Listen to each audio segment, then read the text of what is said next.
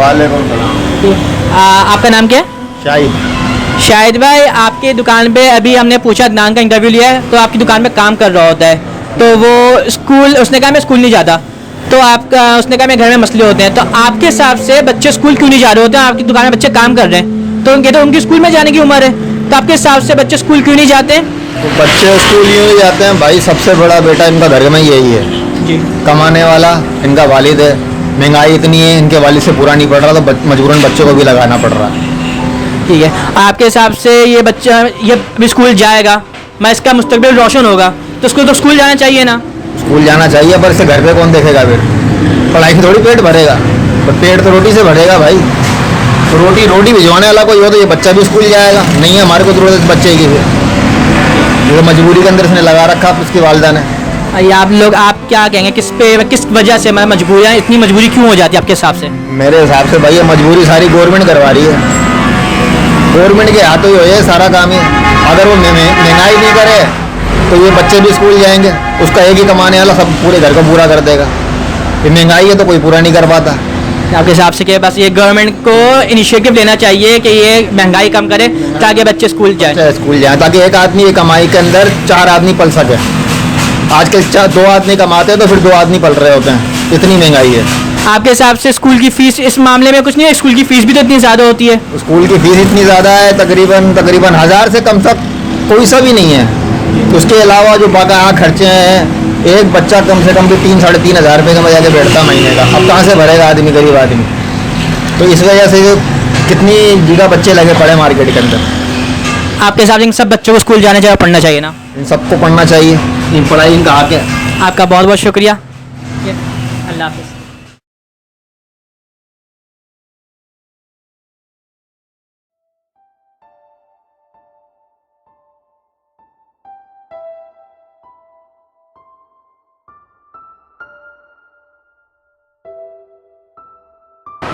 पापा, मैंने आपसे अपने एडमिशन की बात करी थी और मेरी डेट्स आ गई ना, मेरे साथ चल रहे हैं। बेटा, कौन से एडमिशन की बात कर रही हो तुम? मेरे यूनिवर्सिटी में एडमिशन नहीं। मैंने उसके लिए तो आपके लिए कुछ सोचा ही नहीं है। तो आप भैया की तो इतनी फीस दे देते हैं। पर तुम लड़की हो बेटा। तो लड़की होने से क्या होता है? क्या मैं नहीं पढ़ूंगी? तेरी तो इतनी फीस दे देते हैं, हर सेमेस्टर की फीस देते हैं। बेटा वो लड़का है, तुम लड़की हो, दोनों में बहुत डिफरेंस है। इसमें क्या डिफरेंस है? इसमें डिफरेंस है, तुम लड़की हो, तुम नहीं पढ़ सकती आगे, तुम्हारा काम है रोटियां पकाना, तुम जाओ किचन में रोटियां पकाओ, अपनी मामा की हेल्प करो जाके। आप लोगों का हर वक्त का यही है, भैया को आप लोग हर चीज़ का इजाज़त देते हैं। मेरे साथ ही आप लोगों को मसले हैं, मेरे साथ ही आप लोगों को प्रॉब्लम है। ये तुम किस तरह बात कर रहे हो? तुम्हें शर्म नहीं आ रही? अपने बाप से बात कर रहे हो? तुम्हारी दोस्त नहीं है, और अब तुम दफा हो जाओ अपने कमरे में। इससे ज़्यादा मैं बर्दाश्त नहीं कर सकती, तुम्हें यहाँ पर चली जाओ यहाँ से।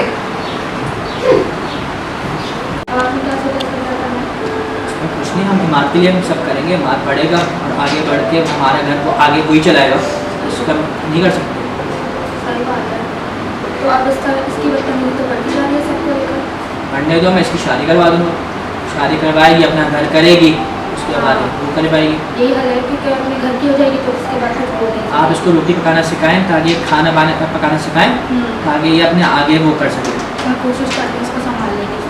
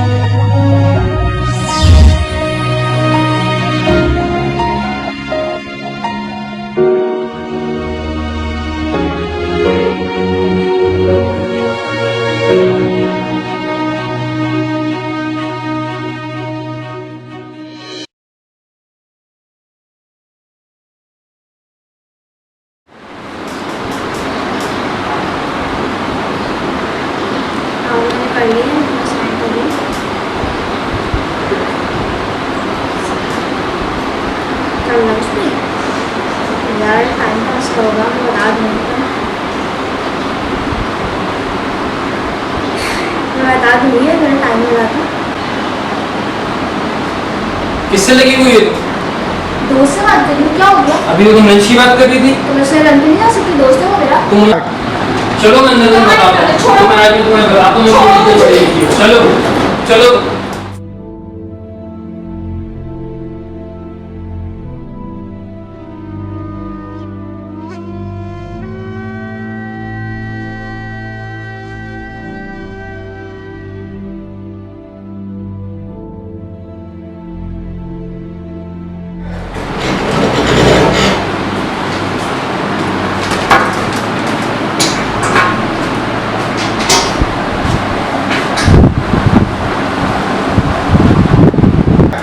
ये मेरा आजकल ऐसे करो ना, यहाँ पे हेडिंग डालो। गाजिया तो क्या पढ़ रहे हैं? हम लोग यूनिवर्सिटी का काम करते हैं। नहीं, मैं सही हूँ, नहीं। हाँ बोलो गाजी मुझे भी पढ़ना है। तो मैं तुम्हारे को नहीं पढ़ाते था। गाजिया मुझे पढ़ा दिया करें रोज। मैं पढ़ा तो दूँ लेकिन तुम्हारे अब्बू का मसला तो नहीं है तो हाँ वो जानती हूँ। तो क्या मसला है, क्यों इजाज़त नहीं देते? मतलब तुम्हारे घर में नहीं फाइनेंशियल मसला है, बाहर पढ़ना नहीं पसंद है? तुम इसको रोज 1 घंटा पढ़ा के नहीं देती हो।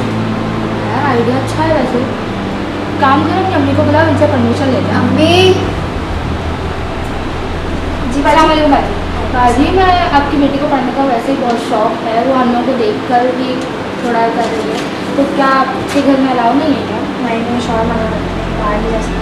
बाहर पढ़ना अलाउ नहीं है तो मैं ये तो आपके साथ यहाँ आती है तो मैं इसको पढ़ा दूँ रोज से। 1 घंटा आप यहाँ काम करते हैं तो मैं 1 घंटा पढ़ा दिया तो ठीक है, मंजूर है ना? चलिए अभी आते हैं।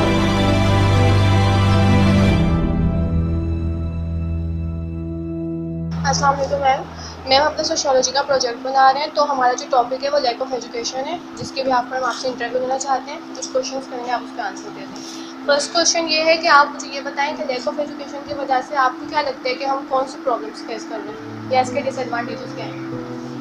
सबसे पहले तो लैक ऑफ एजुकेशन की वजह से टॉलरेंस की पेशेंस बहुत कम है। बिकॉज अगर आपको एजुकेशन होती है, आप वेल रेड होते हो, तब छोटी छोटी बातों को लेकर लड़ने की वजह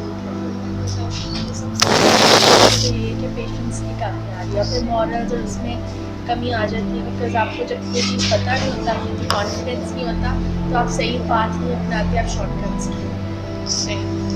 और सेकंड ये कि आपके ख्याल में ऐसे हमें कौन सा स्टेप्स या रूल्स फॉलो करने चाहिए जिसके बिहाफ पर हम ये लैक ऑफ एजुकेशन जो है वो रिमूव कर सकें अपने कंट्री से? हम इस तरह कर सकते हैं जैसे हर कोई जो एक लेवल पढ़ता है, कोई भी आप एक बंदा ले सकते हैं जो कि आप नहीं पढ़ सकते। फॉर एग्जाम्पल आपके घर में काम करने आता है, अगर कोई बच्चा तो उसको कोई छोटी सी 1-2 चीज़ें पढ़ा सकते हैं। तो इसी तरह एक करके 2-2 करके अगर हम करें तो हम उस चीज़ को ज़्यादा बढ़ा सकते हैं। ठीक, okay ma'am, thank you so much. Sir आपसे 2 सवाल पूछने थे। पहला तो ये कि हमारी कंट्री में जो लैक ऑफ एजुकेशन है वो आपकी नज़र में क्यों आता है? Well basically lack of education Pakistan में है कि ठीक है, ये लिटरेसी जो है वो बहुत ज़्यादा है।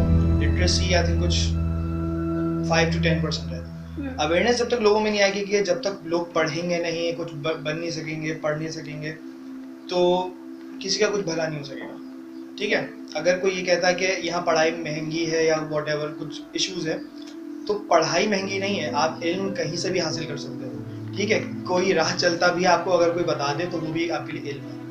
ठीक है, अगर वॉलंटरी सर्विस भी पाकिस्तान में बहुत है, जेम्स पाकिस्तान में बहुत है। किसी से आप 1 घंटा मांग के तो देखो कि यार आप हमें 1 घंटा पढ़ा दो, वो आपको पढ़ाएगा जरूर। बाकी आपके ऊपर है कि आपको किस सेंस में देते हो। आपने हमेशा सुना होगा कि पढ़ने वाला बच्चा रात में भी पढ़ लेता है, मोमबत्ती में भी पढ़ लेता है। ठीक है, तो वो दिन में क्या कर रहा था? अगर रात में ही पढ़ लेता है तो दिन में क्या कर रहा था? तो ये सारी बात। एंड सेकेंडली ये कि इसको सॉर्ट आउट किस तरह कर सकते हैं हम? सॉर्ट आउट इसी तरह, जो आप पहला सवाल था उसी में मैंने थोड़ा सा हिंट दे दिया आंसर की। सॉर्ट आउट इस तरह से कर सकते हैं कि आप किसी से भी बड़े, कोई आपका बड़ा भी जो है ना आपको कुछ सिखाता ही है, तो उससे आप दीनदारी क्यों सीखते हो? उससे आप पढ़ भी नहीं लेते। ठीक है, उसने भी तो कुछ पढ़ा हुआ होगा, चाहे ज़िंदगी के उसने कुछ ऐसे मराहिल से गुजरा होगा जिसको उसको सबक हासिल हुआ हो। आप पढ़ सकते हो किसी से भी। द थिंग इज़ दैट के इसको सॉर्ट आउट इसलिए इस तरह से भी किया जा सकता है, जो आपके गवर्नमेंट और प्राइवेट सेक्टर है, ठीक है, आप उनको स्ट्रिक्ट कर सकते हो। आपने हमेशा देखा होगा पीला स्कूल करके बड़ा मशहूर किया जाता है। वो पीला स्कूल एक्चुअली क्या है, हमारे बहुत सारे ऐसे पॉलिटिशियंस हैं, बहुत सारे जो पाकिस्तान के सुपरस्टार्स हैं, वो भी इन स्कूलों से ही पढ़ के निकले, ठीक है। तो आप जब वहाँ जाओगे, स्टूडेंट वहाँ जाएगा और टीचर वहाँ आएगा, दोनों पढ़ेंगे, अंडरस्टैंडिंग होगी, तभी इसको सॉल्व किया जा सकता है। आप दो एक 1.5 लाख रुपए देके 50,000 स्कूल की फीस देके डजंट मैटर, पढ़ने वाला बच्चा वही बात है मोमबत्ती में भी पढ़ लेता है, ठीक है। बस इस तरह से सॉर्ट आउट किया जा सकता है। लेकिन इस पर अगर पूरी ठीक अटेंशन मिले, एक प्रॉपर स्ट्रक्चर बने इसका, तो ये काम हो सकता है, वरना ये बात है। सबसे पहले तो ये है कि हमारा जो टॉपिक है वो लैक ऑफ एजुकेशन है सोसाइटी के हवाले से। तो मैं आपसे ये पूछना चाहती हूँ कि आपकी नज़र में ऐसी कौन सी प्रॉब्लम्स हैं जो हम लैक ऑफ एजुकेशन की वजह से फेस करते हैं? लैक ऑफ एजुकेशन जो है हमारे यहाँ सबसे पहले जो हमारा प्रॉब्लम आता है वो लिटरेसी रेट का आता है। और लैक ऑफ एजुकेशन का ये मतलब है कि हम उस मेयार पे अपनी एजुकेशन प्रोवाइड नहीं कर रहे जो कि प्रोवाइड करनी चाहिए। और हमारे यहाँ सिस्टम जो है वो 2 किस्म के हैं। एक तो वो है कि जो कि गवर्नमेंट सिस्टम है जिसको हम पीला स्कूल कहते हैं, और दूसरा सिस्टम हमारा जो है वो हम O लेवल और A लेवल पे आते हैं। और ये डिफरेंस जो है वो बहुत ज़्यादा इशू क्रिएट कर रहे हैं, और इसकी वजह से लिटरेसी रेट भी जो है वो नीचे की तरफ डाउनफॉल हो रहा है, और ऊपर वाला जो है वो इतना ज़्यादा हम उसको कोप नहीं कर रहे। और आपकी नज़र में ऐसे कौन से सॉल्यूशन इसके हो सकते हैं जिसकी वजह से हम ये कम कर सकें? मेरी नज़र में सबसे पहला सोल्यूशन तो ये है कि हमारी ऐसी पॉलिसी फॉर्म करनी चाहिए, बनानी चाहिए जो कि रिलेटेड टू हमारी इकोनॉमिक कंडीशन से रिलेट करती है। जो हमारे बेसिक इंडिकेटर्स हैं उसमें सबसे पहला इंडिकेटर जो है एजुकेशन आता है, कि एजुकेशन है हम बेहतर तरीके से, तो हमें बेहतर किस्म की पॉलिसी बनाएं।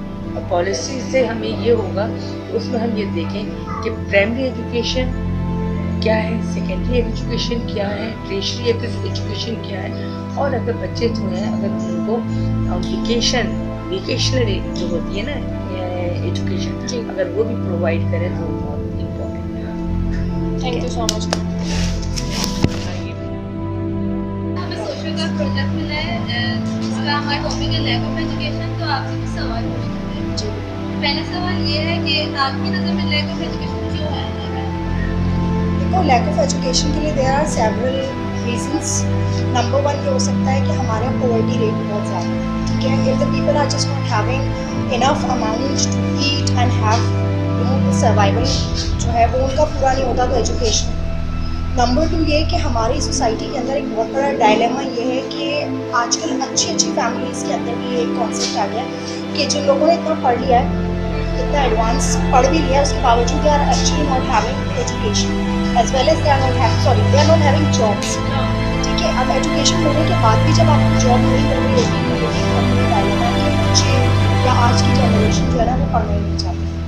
नंबर 3 कुछ पॉलिटिकल इंटरफेरेंसेस इतने ज़्यादा हो गए हैं सोसाइटी के अंदर कि पॉलिटिक्स में चले जाते हैं बच्चे और पढ़ना लिखना साइड पर रह जाता है। सेकंड क्वेश्चन ये है कि इसको सॉर्ट आउट किस तरह कर सकते हैं? देखो, सॉर्ट आउट करने के लिए ना there is always a need to start from your inner side. सबसे पहले आप अपने आप को सही करें। हम अपने आप को सही नहीं करते, we start blaming on the society. Exactly. सबसे पहले आप अपने ऊपर फोकस करें कि आप क्या कर सकते हैं एजुकेशन के लिए। आप देखो, हम सब ने मैट्रिक के अंदर एक फॉर्म साइन किया होता है जिस पे लिखा होता है कि हम किसी एक बच्चे को एजुकेट करेंगे। क्या हमने किया? नहीं।